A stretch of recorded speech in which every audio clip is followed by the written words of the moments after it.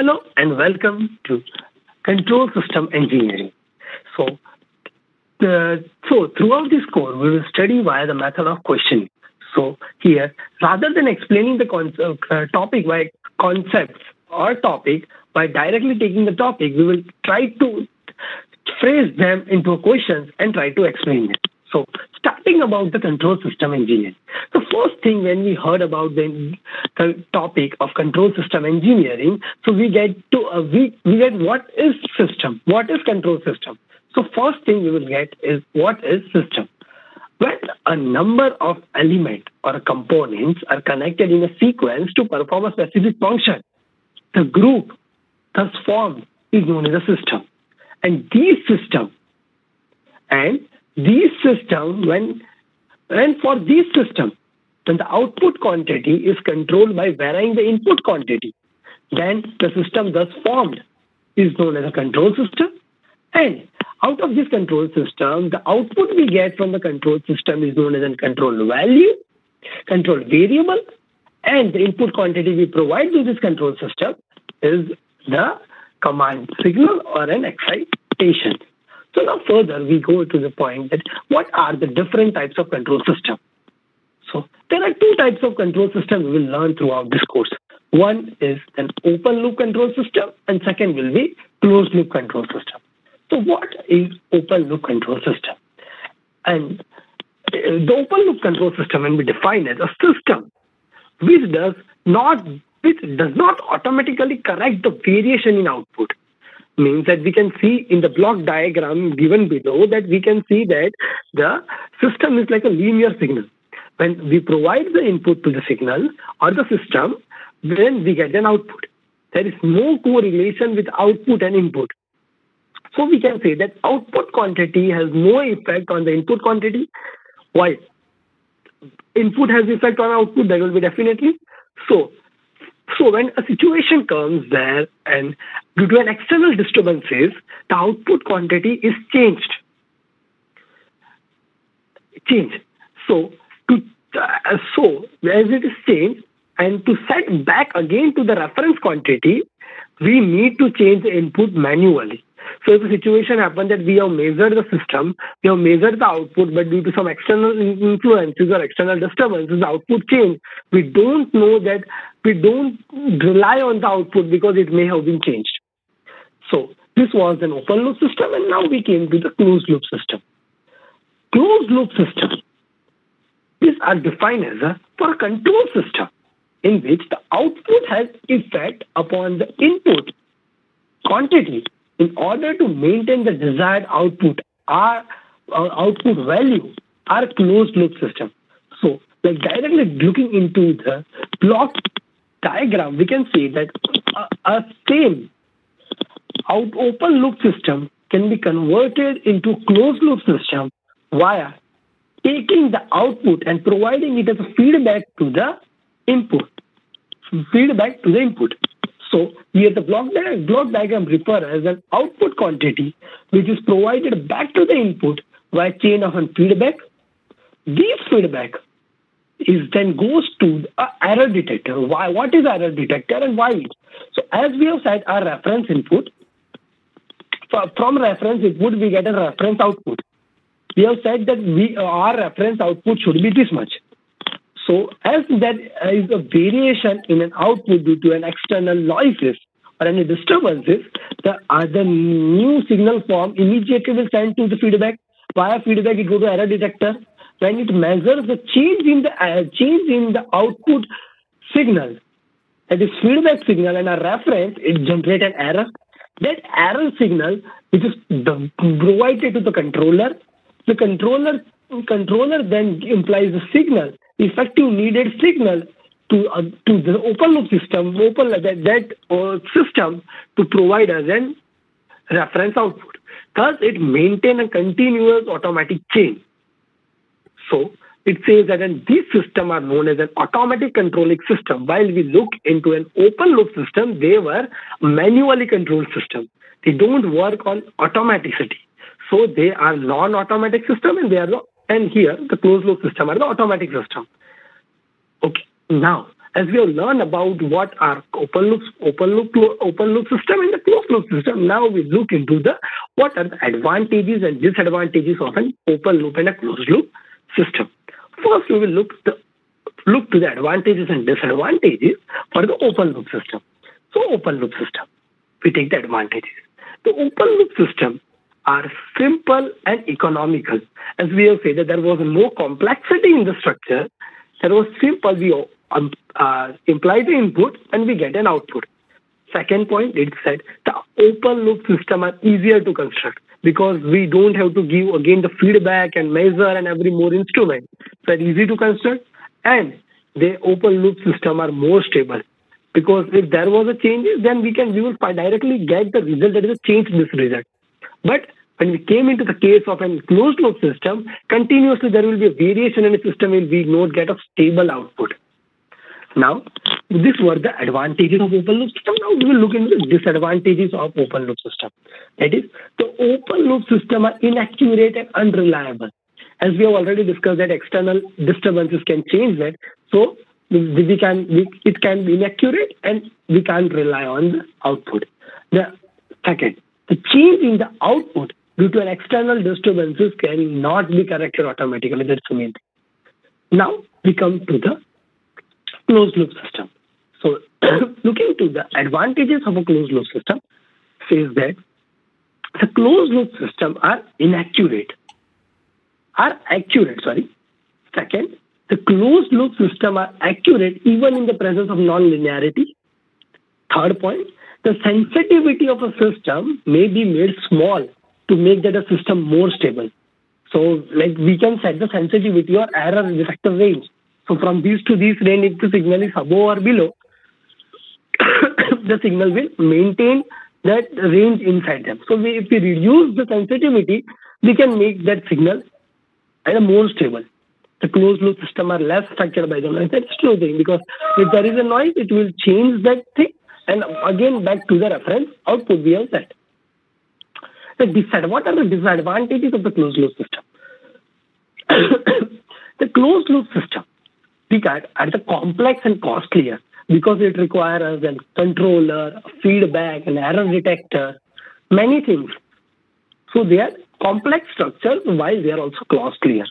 The feedback in the closed loop system may lead to an oscillatory response because if there is a minute change up and down and we have set that it should be on a constant 25, and if it's going from 25.1, it again comes back to so that minute change can again lead to an oscillatory cycle, an oscillatory response.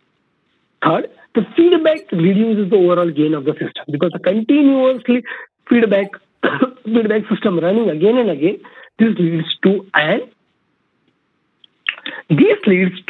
overall gain into a less overall gain in the system, reduce the overall gain of the system. Fourth, the stability is major problem in the closed loop system, and more care is needed to design a stable closed loop system.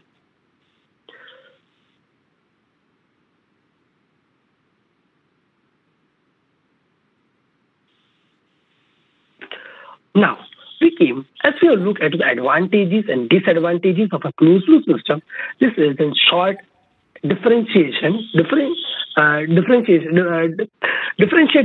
open loop and closed loop system. We can look at this as we have already discussed all the points in advantages and disadvantages. Now we go to the point in what type of system we really study in this system. As majorly what we study are and what we see are the two types. It's a linear time invariant system and linear time varying system. These are the only two types of the system which we come across studying like theoretically in the engineering. And majorly we will focus all throughout on the linear time invariant system. What is this? We will define in the upcoming, in the next point. Now we came to if we are defining a system, then we came to a point of a mathematical model of a system. Why? And we look at that the mathematical model of control system constitutes a differential equation. And we have looked at the system we get are the linear time invariant system. Hence, the differential equation which we get are the linear differential equations. Now, as we say that the equations are linear differential equations, so we need to prove why they are linear differential equation. And we know that if for a signal to be, we need to prove them a linear. We go by the method of superposition. So when we take a two system, when given one as an output, like we consider as a two system A and B, given input A1, given input I1, I2 to A and B, and output we get as was X and Y. So if we add the output, what we get an output, it will be X plus Y. The similar output X plus Y we get can be same if we add the both signals, that is I1 and I2, and give again new formed system, we get the same output, that is X plus Y. So we can say that from the superposition theorem it works. So now we have looked into the mathematical model of a system. We will look to the mathematical model which we will use to solve the networks, and we'll understand what is that is a transfer function. So what is basically a transfer function? Transfer function of a system is defined as the ratio of Laplace transform of output to the Laplace transform of input with a zero initial condition. That means that a transfer function is equal to the Laplacian of an output or the Laplacian of an input with main focus on the zero initial condition. Therefore, there should be no current or no voltage, no current through the resistance or inductor, and no voltage across the capacitor. This is the main thing that we need to look at. Now, we have understood what is a transfer function. We need to know how we can find a transfer function for a given network.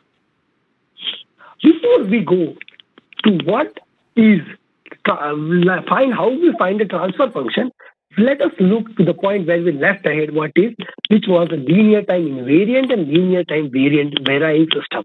So, if a mathematical model will be linear, if the differential equation describing the system as a constant coefficient, or the coefficient may be the function of independent values. That is, if the coefficient of a differential equation that is describing the system are constant, then the model we get is a linear time invariant system.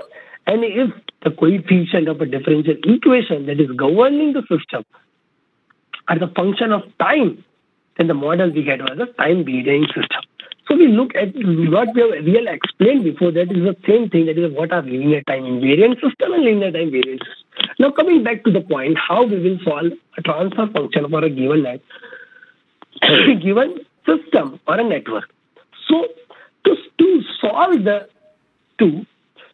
network, there is a basic simple four-step process how to find a transfer function for a given.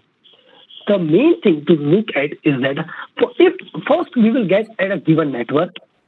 So step number one, after we look at the network, we must be there to convert the given network from time domain to S domain. That is S domain by the means of Laplace transform means Laplace domain, complex domain. So when we see here a figure, we get a network, we directly converted the network to a Laplace domain.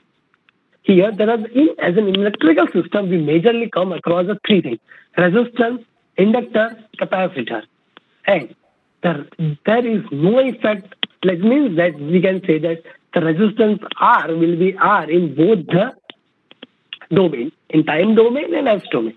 Inductor L will be changed to LS. Our E, that is supplied energy or voltage, will be changed to V by S. Our capacitor will be capacitor C, that is capacitance C, will be changed to 1 upon Cs. This is the three main things we need to look at. Second, that is before the step, that is second step is after we have transformed the network, we need to look at the output variable across which we need to find the transfer function. But as we look before to that, let us first simplify the network, because simplifying the network will really help. So now look at the condition that if the network is something like this, we again consider that this is R1, this is R2, and this is R3.